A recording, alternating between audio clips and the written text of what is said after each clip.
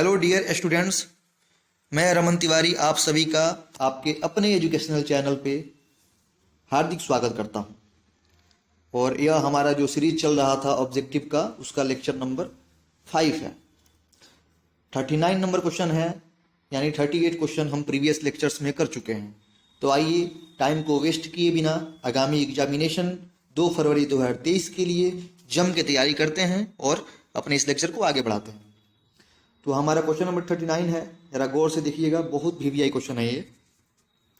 कह रहा है कि the work done in bringing a 2 coulomb of charge from one point two another point is 20 joule.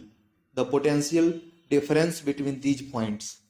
ये potential difference से जुड़ा हुआ क्वेश्चन है बच्चों। तो आपको पोटेंशियल डिफरेंस का फॉर्मूला पता होगा, V इज इक्वल टू होता है W अपॉन Q, मतलब कि work done by charge. Clear है ना? तो देखिए यहाँ पे आपको वर्क डन दिया हुआ है, देखिए charge from one point two another point 20 joule. देख रहे हैं, वर्क डन आपको गिवन है, मतलब आपको W बराबर दे दिया है 20 जूल। ठीक,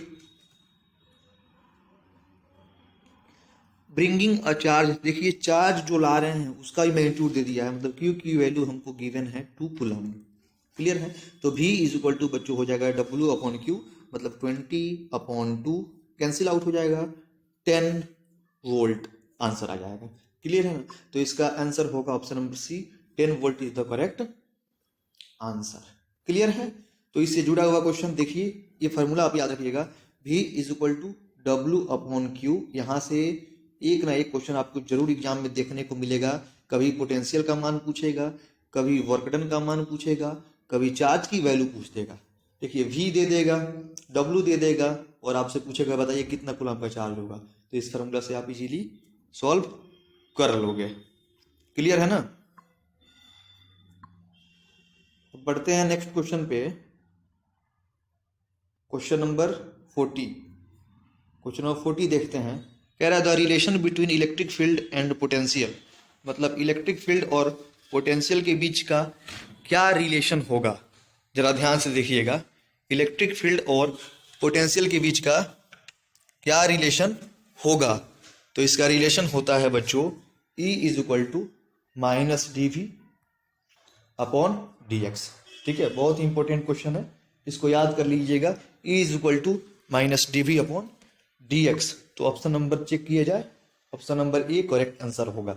गलती से भी इसका आंसर बी मत बताइएगा। ठीक है, इलेक्ट्रिक फील्ड और पोटेंशियल में जो रिलेशन होता है, यहाँ पे साइन हमेशा निगेटिव होता है, इस बात का ख्याल रखिएगा।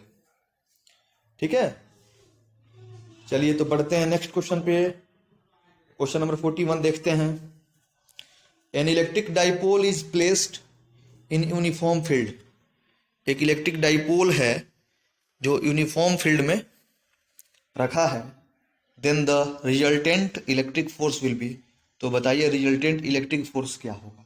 देखिए यह एक यूनिफॉर्म फील्ड है, ध्यान दीजिएगा, मैं इसको एक्सप्लेन कर रहा हूँ। और इसमें बच्चों एक डाइपोल रखा गया है। तो डाइपोल में एक चार्ज माइनस होता है, एक चार्ज प्लस होता है। तो कह रहा है इस पे नेट फोर्स कितना होगा। तो आप बताइए, इस पे चार्ज, इस पे फोर्स लगेगा QE, इस पे फोर्स लगेगा QE। ठीक है, और ये पॉजिटिव है तो इस पे इस दिशा में फोर्स लगेगा, ये नेगेटिव है तो इस पे इस दिशा में फोर्स लगेगा। मतलब अब इस डाइपोल पे 2 फोर्स लगेंगे जिनका मैग्नीट्यूड क्या है, सेम है, बट डायरेक्शन क्या है बच्चों, ओपोजिट है। तो बताइए नेट फोर्स कितना हो जाएगा हमारा, ध्यान देंगे, minus QE plus QE। Net force will B cancel out, 0। Net force क्या हो जाएगा बच्चों, 0 हो जाएगा। क्लियर है ना? तो इसका करेक्ट आंसर है ऑप्शन नंबर ए, 0। ध्यान देंगे, इलेक्ट्रिक फोर्स पूछा है, टॉर्क नहीं पूछा है। अगर टॉर्क पूछा होता तो टॉर्क का फॉर्मूला मैं आपको बता चुका हूं। टॉर्क इज इक्वल टू होता है बच्चों PE साइन थीटा। क्या होता है, PE साइन थीटा। इस फार्मूला से हमारा टॉर्क निकल जाता है।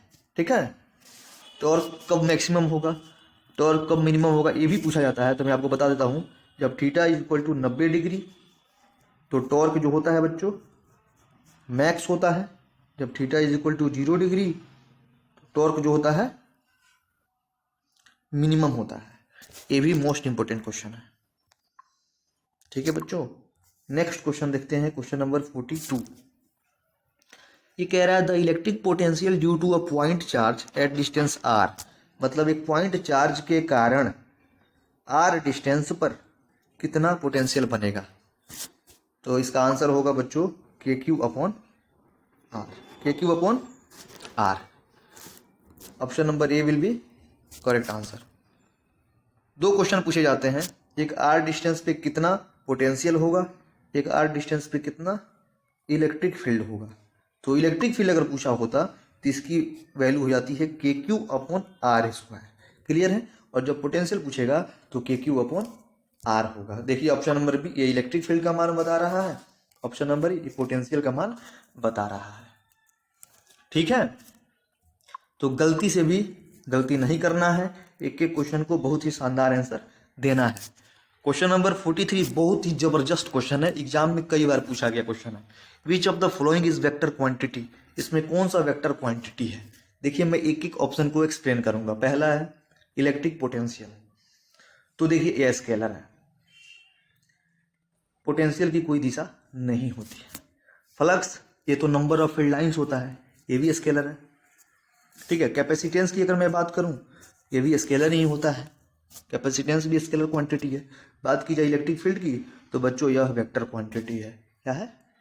तो इसका आंसर हो जाएगा option number C is the vector quantity, ठीक है बच्चों। याद रखिएगा इलेक्ट्रिक पोटेंशियल स्केलर है, फ्लक्स स्केलर है, कैपेसिटेंस ये भी स्केलर है, बट वेक्टर कौन है, इलेक्ट्रिक फील्ड वेक्टर है, क्लियर। प्रोसीड करते हैं नेक्स्ट क्वेश्चन पे, question number 44। The SI unit of dipole moment, देखिए dipole moment P is equal to होता है बच्चों Q इंटू 12। देखिए एक क्वेश्चन पूछ रहा है लेकिन उससे जुड़ा हुआ सारी बातें बता रहा हूं, एग्जाम में मिस नहीं करना है एक क्वेश्चन भी। Q इंटू 12 फार्मूला मैंने बता दिया। अब बताइए Q का ऐसा यूनिट होता है कूलम, इसका होता है मीटर, इस हिसाब से इसका ऐसा यूनिट क्या हो जाएगा, coulomb metre. Option number A will be correct answer. अब जरा यहाँ पे गौर दीजिएगा बच्चों कि ऑप्शन नंबर बी की बात करता हूं, कूलम पर मीटर किसका यूनिट है। तो मैं आपको बता दूं coulomb per metre linear charge density का यूनिट है। किसका यूनिट है, लीनियर चार्ज डेंसिटी का यूनिट है। याद रखिएगा लैम्डा बराबर होता है Q अपॉन L, क्या होता है लैम्डा बराबर, इसको लीनियर चार्ज डेंसिटी कहते हैं, Q बाई L होता है। इसका हो जाएगा कूलम, इसका हो जाएगा मीटर, यानी coulomb per metre, coulomb per metre ये डाइपोल मोमेंट का ऐसा unit, sorry coulomb per metre linear charge density का ऐसा यूनिट होता है। फैराड पर मीटर किसका यूनिट होता है, तो फैराड पर मीटर बच्चों आपका किसका होता है, एप्सिलॉन नॉट का, परमिटिविटी ऑफ एयर का, ठीक है। और न्यूटन पर मीटर किसका यूनिट होता है, तो ये न्यूटन पर मीटर आपका होता है सरफेस टेंशन का, किसका होता है, सरफेस टेंशन, पृष्ठ तनाव का ऐसा ही मात्रक होता है। इस हिसाब से आपका डाइपोल मोमेंट का ऐसा यूनिट होगा कूलम मीटर, क्लियर है। एक एक क्वेश्चन बताया हूं, मान लीजिए एग्जाम में पूछ दिया लीनियर चार्ज डेंसिटी का तो कूलम पर मीटर, ध्यान देंगे। एक होता है सरफेस चार्ज डेंसिटी बच्चों, सरफेस चार्ज डेंसिटी तो इसका होता है कूलम पर मीटर स्क्वायर। एक होता है वॉल्यूम चार्ज डेंसिटी, क्या होता है वॉल्यूम चार्ज डेंसिटी, इसका होता है कूलम्ब पर मीटर क्यूब, क्या होता है बच्चों, कूलम्ब पर मीटर क्यूब। तो इससे जुड़ी हुई सारी बातें मैंने बता दिया है। नेक्स्ट क्वेश्चन देखते हैं, question number 45। The work done in rotating a dipole in electric field, मतलब इलेक्ट्रिक फील्ड के भीतर डाइपोल को जब रोटेट करते हैं, डाइपोल को जब रोटेट करते हैं तो फिर कितना वर्क डन होता है। मोस्ट VVI क्वेश्चन है, इसको मैं एक्सप्लेन करता हूं भैया आप। तो क्वेश्चन नंबर 45 क्या कह रहा है, the work done in rotating a dipole in electric field, मतलब एक डाइपोल को रोटेट करने में, एक इलेक्ट्रिक फील्ड के भीतर एक डाइपोल है, इसको रोटेट करने में कितना वर्क डन होगा। तो इसका आंसर होता है W is equal to PE into 1 minus cos theta. तो आप लोग समझ चुके होंगे इसका आंसर क्या होगा, option number A will be the correct answer, clear है। चलिए तो अब नेक्स्ट क्वेश्चन में बढ़ते हैं। क्वेश्चन नंबर 46 हमारा क्या कहता है, SI unit of electric capacitance. Very nice question है ये कि इलेक्ट्रिक कैपेसिटेंस का क्या ऐसा यूनिट होता है। तो देखिए इसका ऐसा यूनिट होता है बच्चों फैराड, क्या होता है फैराड, क्लियर है ना। एक एक ऑप्शन को ही बताऊंगा, ध्यान दीजिए। वीडियो स्किप मत कीजिए, एक एक वर्ड इस समय निकला आपके लिए रामबाण है, अमृत के समान है, इसलिए स्किप ना करें, बिल्कुल ध्यान से देखें। देखिए, अगर बात की जाए वोल्ट की, अगर बात की जाए वोल्ट की, तो वोल्ट किसका यूनिट है? वोल्ट बच्चों पोटेंशियल का यूनिट है। किसका यूनिट है? पोटेंशियल का यूनिट है। ठीक है। बात की जाए न्यूटन की, तो न्यूटन किसका यूनिट है? फोर्स का यूनिट है। किसका यूनिट है? फोर्स का यूनिट है। बात की जाए एम्पियर की, तो एम्पियर किसका यूनिट है? आपका करंट का यूनिट है बच्चों। किसका यूनिट है? करंट का। और चार्ज का यूनिट क्या होता है? कूलम्ब। क्या होता है? कूलम्ब। एक और बात बच्चों, फैराड जो होता है ना, वो चार्ज का सबसे बड़ा यूनिट भी होता है, ये भी जान लो आप लोग। चार्ज का कभी कभी एग्जाम में पूछ देता है, चार्ज का सबसे बड़ा यूनिट क्या होगा? तो फैराड। और एक फैराड में बच्चों 96,500 कूलाम होता है। याद रखिएगा, मोस्ट वीवीआई क्वेश्चन है। एक फैराड में कितना कूलम्ब? 96,500 कूलम्ब। ठीक है। अगर आप हमारी वीडियो को कंटिन्यू देखिएगा तो मेरी गारंटी है एक भी क्वेश्चन एग्जाम में मिस ना होगा, क्योंकि मैं 100 क्वेश्चन तो बताऊंगा, लेकिन इससे जुड़ा हुआ इतना फैक्ट आपको बता दूंगा कि एग्जाम में आपके लिए रामबाण पेनेशिया का काम करेगा। ठीक है ना। इट्स ओके बच्चों। तो बढ़ते हैं नेक्स्ट क्वेश्चन पे। क्वेश्चन नंबर 47 देखते हैं क्या कहता है। The capacitance of spherical conductor, the capacitance of spherical conductor is directly proportional to, मतलब एक स्फेरिकल कंडक्टर है बच्चों, एक स्फेरिकल कंडक्टर है, तो इसका जो कैपेसिटेंस होगा ये किसके डायरेक्टली प्रोपोर्शनल होगा? तो देखिए, इसका सी का जो फॉर्मूला होता है 4πε0 r। ठीक है। सी बराबर होता है 4πε0 r। तो इसका क्या आंसर हो जाएगा बच्चों?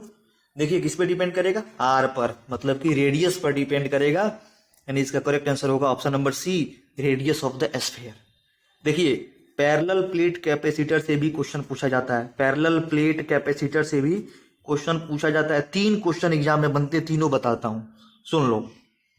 पहला नंबर की पैरेलल प्लेट जो कैपेसिटर होता है, इसका कैपेसिटेंस का फार्मूला, तो इसके 3 केस होते हैं। पहला, अगर बीच में सिर्फ एयर हो तो इसका आंसर हो जाएगा के, इसका आंसर हो जाएगा ε0 A/d। ठीक है। कब? अगर बीच में सिर्फ एयर होता। कॉपी में नोट करो जल्दी, एक एक क्वेश्चन नोट करो, याद करो। सिर्फ एयर होगा ε0 A/d। सेकेंड नंबर, अगर सिर्फ कोई मीडियम मौजूद हो, ओनली मीडियम, तो इसका आंसर आ जाता है k ε0 A/d। ये भी याद कर लेना, मोस्ट वीवीआई। इसका थर्ड क्वेश्चन पूछा जाता है एग्जाम में कि अगर टी चौड़ाई की, ठीक है ना, टी विड्थ वाली कोई मीडियम मौजूद हो, तब कितना ε0, तब कितना कैपेसिटेंस का मान होगा? तो उसमें सी बराबर हो जाता है के ε0, सी बराबर हो जाता है ε0 A/d - t इंटू 1-1/के। उस समय ये इसका करेक्ट आंसर हो जाता है। C is equal to ε0 A/d - t into 1-1/के। कब? अगर टी चौड़ाई का मीडियम मौजूद हो तब। तो 3 क्वेश्चंस मैंने बताया है एक्स्ट्रा, यानी 47 3 लगभग 50 क्वेश्चन आज क्लियर हो गए, जो कि एग्जाम के लिए मोस्ट वीवीआई है। एक और चीज पूछता है कि पैरेलल प्लेट कैपेसिटर का जो कैपेसिटेंस है वह डिस्टेंस पर कैसे निर्भर करता है? तो जरा ध्यान दीजिएगा, वो डिस्टेंस के इनवर्सली प्रोपोर्शनल होता है। देखिए यहाँ पे C बराबर ε0 A/d है ना, मतलब डिस्टेंस के इनवर्सली प्रोपोर्शनल होता है। मतलब प्लेटों के बीच की दूरी अगर बढ़ाई जाएगी तो कैपेसिटेंस का मान बच्चों घटेगा। क्या होगा? घटेगा। एक और क्वेश्चन एग्जाम में पूछा जाता है बच्चों कि जो प्लेट होता है इसका एरिया अगर हम लोग इंक्रीज करें तो कैपेसिटेंस पे क्या असर पड़ेगा? तो कैपेसिटेंस भी इंक्रीज हो जाता है, एरिया के डायरेक्टली प्रोपोर्शनल होता है। एक और क्वेश्चन पूछा जाता है बच्चों, आपको कितना बता रहे हैं सर? अरे एक क्वेश्चन नहीं छोड़ना एग्जाम में, इसीलिए एक एक चीज बता रहा हूं। एक और क्वेश्चन पूछा जाता है पैरेलल प्लेट कैपेसिटर से कि अगर इनके बीच के मीडियम का डाइलेक्ट्रिक कांस्टेंट बढ़ाया जाए, मतलब अलग अलग मीडियम रखा जाए, मतलब के का मान बढ़ाया जाए, तब कैपेसिटेंस पे क्या असर पड़ेगा?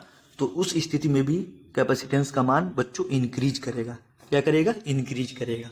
तो 3 केस, एरिया बढ़ाने पर इंक्रीज होगा, बढ़ेगा, के का मान बढ़ाने पर बढ़ेगा, डिस्टेंस का मान बढ़ाने पर घटेगा। तो 3 ही एक्स्ट्रा क्वेश्चन हो गया जो कि एग्जाम में याद रखिएगा। तो सिर्फ पैरेलल प्लेट कैपेसिटर से मैंने आपको 6 क्वेश्चन बताया है और इसमें से एक ना एक जरूर एग्जाम में आएगा। ठीक है, तो आज के लेक्चर में बस इतना ही।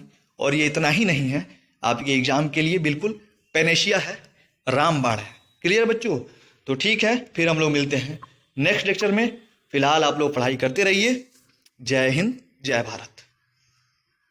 और अगर वीडियो अच्छा लग रहा है बच्चों, अगर हमारा वीडियो आप लोग को पसंद आ रहा है तो इसको लाइक करना और शेयर करना और सब्सक्राइब करना ना भूलें। अपने दोस्तों के बीच जरूर शेयर करें। जो लड़का अभी तक पढ़ाई नहीं किया होगा उसका भी फिजिक्स बिल्कुल निकल जाएगा। ठीक है ना? सिर्फ इतना क्वेश्चन कर लेने से उसका फिजिक्स निकल जाएगा। 35/35 का स्कोर करवा दूंगा मैं। ठीक है, और बहुत ही जल्द मैं 2 मार्क्स और 5 मार्क्स के भी इंपॉर्टेंट क्वेश्चन अपलोड करने वाला हूं। इसलिए मेरे चैनल के नोटिफिकेशन को बिल्कुल आप सभी ऑन कर दें। ठीक है, ओके।